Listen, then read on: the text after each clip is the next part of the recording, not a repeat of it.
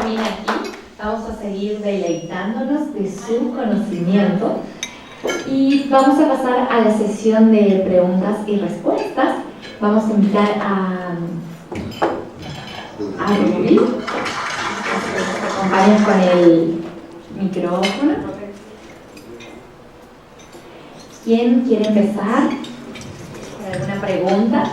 Siempre que escuchamos algo, que vemos algo, nos llenamos de inquietudes y esas inquietudes queremos manifestarlas.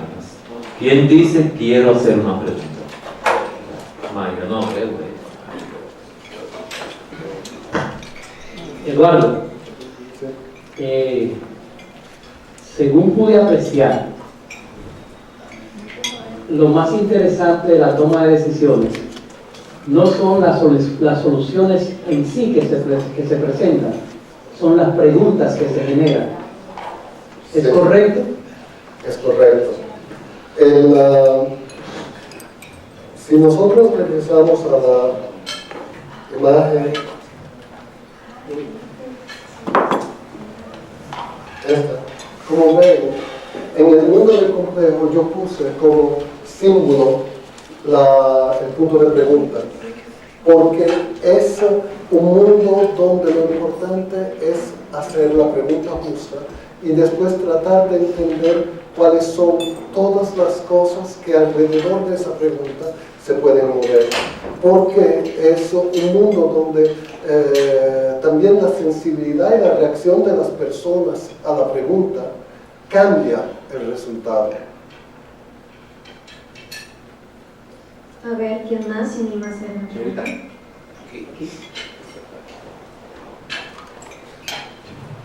Mira, a ver si te interpreté bien. O sea, cuando tú haces esta clasificación, respetable, todas las clasificaciones son válidas, tú la cuestionaste, en el sentido de que para ti lo caótico realmente no era lo caótico, sino era lo complejo. Y que esa categorización que hacía el señor Snowden, sí, básicamente circunscribiría en lo caótico la emergencia. bueno, Y dentro de la emergencia, o sea, vaya, se va muy penoso, yo le digo, mire, realmente uno para ese tipo de tomas de decisiones en situación de incertidumbre, llama uno en general, uno tiene que tomar decisiones, no se puede parar. Por eso es que se hacen estudios de escenarios y se hacen los planes antes de. Cuando no existe eso, uno tiene que tener ya acciones inmediatas, porque no tienen tiempo para tomar la decisión, sino tener caminos. Y el que toma decisiones, la toma. O sea, eso no es nada que hacer. Cuando es complejo, te da un tiempito, eso es caótico y viene dificultades, estás haciendo también estudios de escenarios, evalúa qué pasa si, que ya uno va teniendo y de diferentes, tú mencionaste también el término dimensiones, o sea, hay que hacer un análisis multidimensional de los problemas, son complejos a veces, multidisciplinarios, o sea, no únicamente una sola área del conocimiento puede resolverla. Entonces ahí es cuando tenemos un problema de hermenéutica, de cómo entenderlos interdisciplinariamente, que a veces eso es lo que nos ha vuelto complejos muchas decisiones organizacionales para salir adelante. Pero las de emergencia yo las veo de una, de escenarios y tomarlas. No va a haber perfección. La perfección y el conocimiento, como tú dices, de las simples, donde uno sabe si pasa esto, la reacción es esta. Es poco probable las decisiones que tienen que tomar los gerentes hoy en día que sean de ese tipo. Siempre están involucradas circunstancias que no son de nuestro control, económicas, políticas, internas, culturales, nacionales. O sea que nosotros siempre estamos moviéndonos en situaciones complejas. sí, ok, doy una contestación tanto. Es correcto una cosa.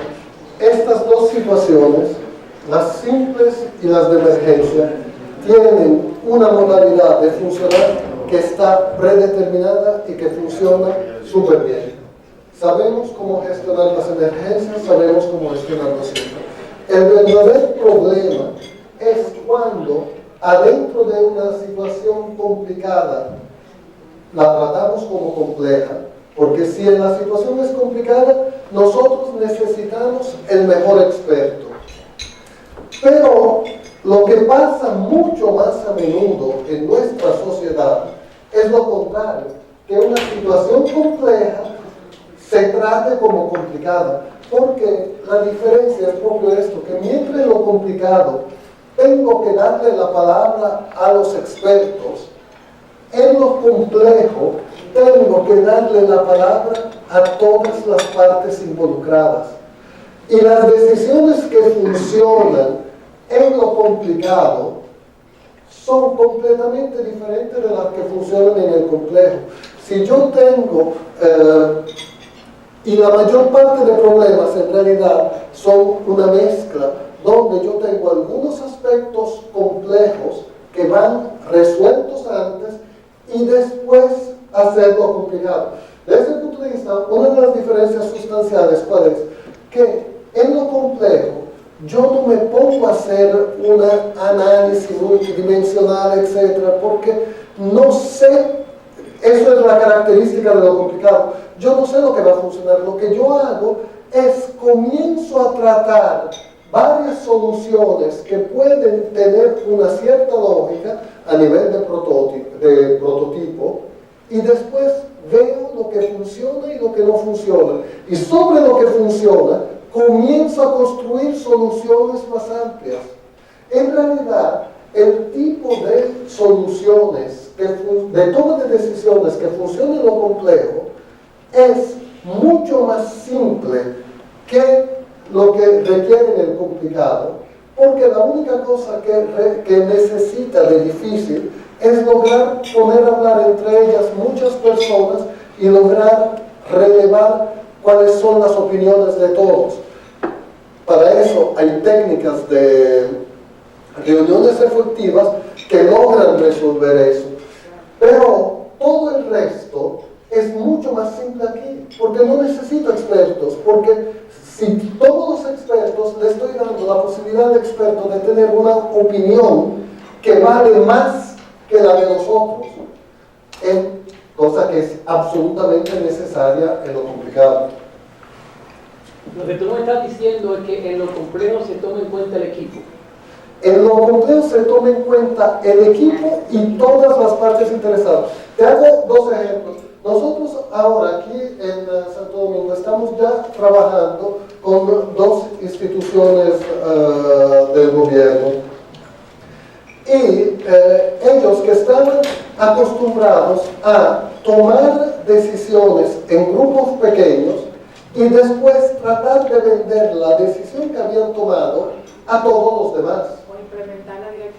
O implementarla directamente viviendo resistencias enormes en la implementación.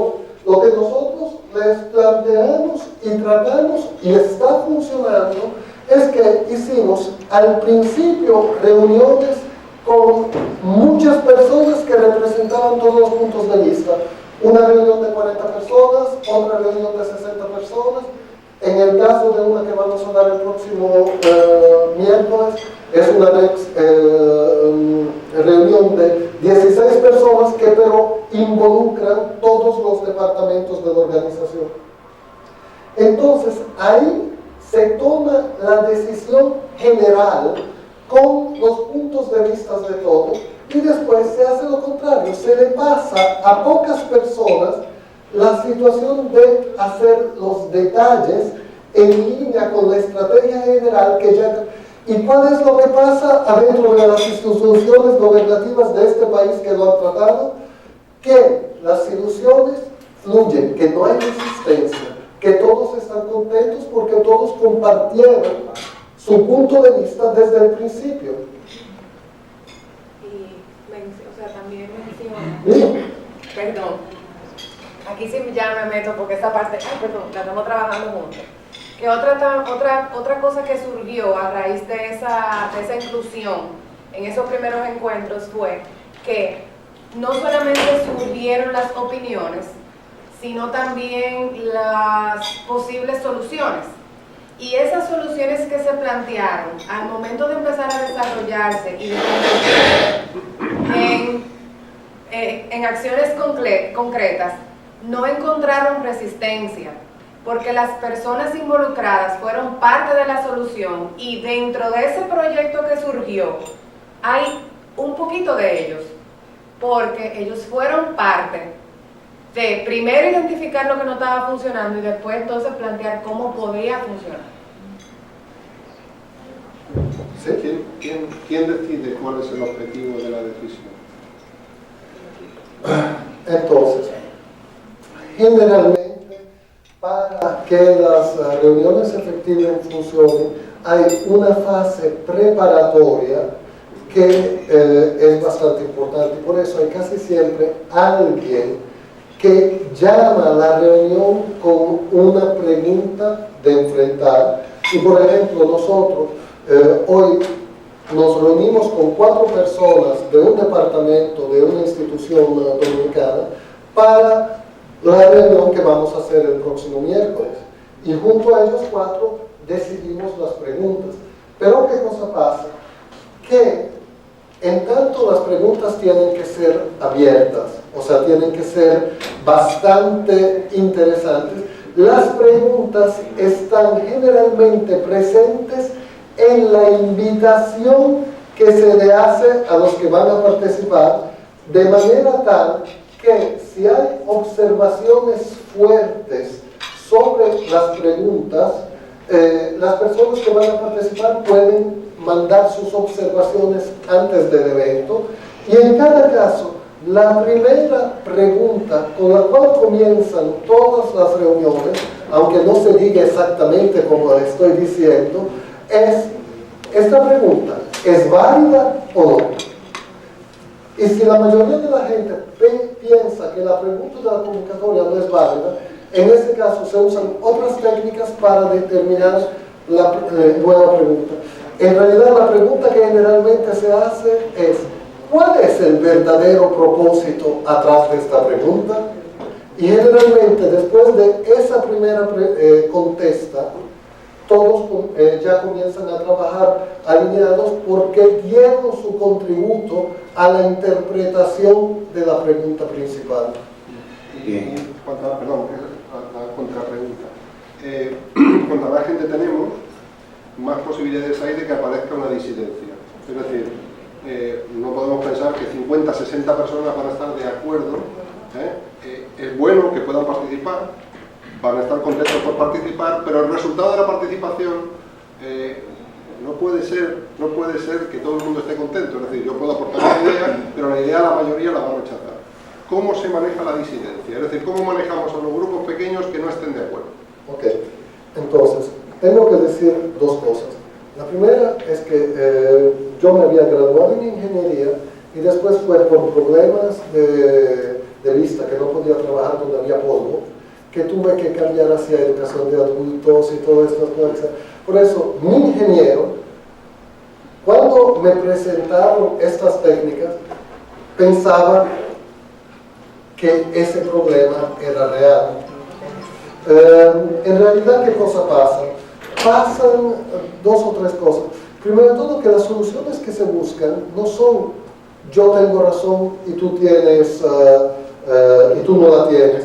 Las soluciones que se buscan es antes cuáles son todos los puntos de vista y cuál es la solución que puede incorporar el mayor número de los puntos de vista posible. Y generalmente esto, lo que pasa son 2 cosas. Primero de todo, que no se crea esa resistencia y esa oposición que generan después que la gente comienza a hablar.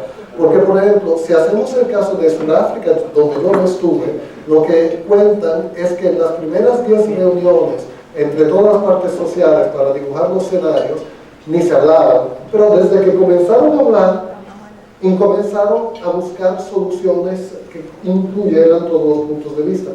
A mí me ha pasado adentro de hospitales, adentro de universidades, adentro de compañías de varios tipos, que haya sido difícil la primera reunión porque la gente viene de esa situación antigua y piensa que es o tengo razón yo o tienes razón tú. Lo que generalmente pasa es que casi siempre se encuentra una solución que satisface la mayoría de los participantes. Los que no están de acuerdo, en cada caso prueban una cosa que es difícil de probar en la mayor parte de las organizaciones. Se sintieron escuchados. Saben que esta vez se tomó una decisión diferente, pero que la próxima vez van a ser escuchados, etc. Y por eso en cada caso participan sin toda la resistencia del que dice, esa es una decisión increíble, nadie me ha escuchado, yo tenía razón.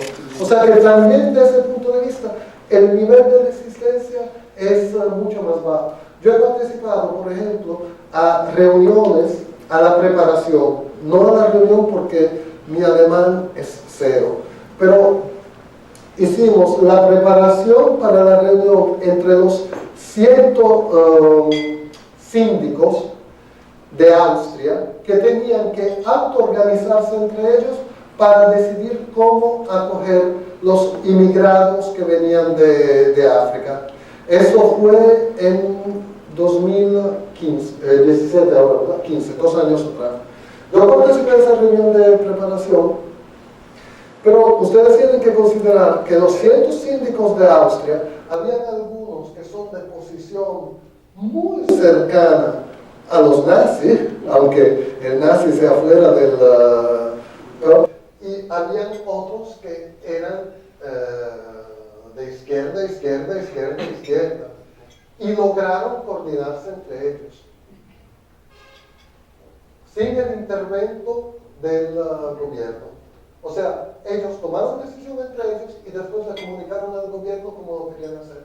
Y el gobierno, que no sabía cómo hacer una ley que fuera aceptada por todos los alcaldes del país, cuando la aceptó con pequeñísimas variaciones, y eso fue lo que se implementó en el país por más de 18 meses. Bien. ¿Alguna pregunta por allá? Esa pregunta, o por lo menos lo que hay en el escenario, me gusta mucho que se desarrollara un poco más, porque vivimos en un país donde hay un egoísmo, hay una competencia desvaluada, hay unos intereses que están matando a la sociedad en cuanto a todos los aspectos empresariales y todo. Y mi pregunta es, porque yo vengo de una experiencia de fracaso emocionalmente. La Biblia dice en un proverbio que el caballo se alista para la batalla, pero quien da la victoria es Jehová. Y los pensamientos en los muchos, o en un consorcio de pensamientos, se afirman, o en multitud de consejeros se afirman los pensamientos. Me gustaría que tú desarrollaras lo que es un orden de prioridad, si es prioridad o es una urgencia, o si es una emergencia colocado a una necesidad. Porque yo compré un carro por los ojos y me salió por todos los millones del mundo emocionalmente. Yo creía que era una necesidad, que ahora estoy desarrollando algo con una capacidad, porque la crisis me ha dado una destreza. Y el motivo de yo hacer un liderazgo con Mariano Abreu es para capacitarme, desarrollar mi cerebro, que estoy, pero necesito conjugar que la necesidad a veces no es una necesidad, es una necedad. Y quiero conjugar esos 4 puntos. Ok, entonces, desde el punto de vista, cada uno de nosotros tiene el libre arbitrio para determinar cuáles son sus prioridades, etc. Desde el punto de vista puedo decir una cosa, que el curso de mindfulness puede ayudar a tener una situación más calma de frente y más tranquila de frente a los deseos que cada uno de nosotros tiene, y por eso tomar decisiones que sean más globales. Muy a menudo se usa un cuento que es oriental, que se dice de la persona, del militar que llega sobre este caballo maravilloso y la gente le pide, y una muchacha le pide: ¡ay, soldado, dime, ¿dónde estás yendo? Y el soldado lo mira y lo dice: ¿por qué me lo preguntas a mí? Yo no lo sé, pídeselo al caballo. Ese caballo muy a menudo son nuestras emociones, que son las que nos llevan de aquí y de allá. El motivo por el cual mindfulness ayuda a desarrollar la inteligencia emotiva es porque nos ayuda a guiar el caballo. Eso no significa no considerar las emociones, eso significa respetar las emociones y la parte racional de nuestras decisiones y tomar decisiones más globales.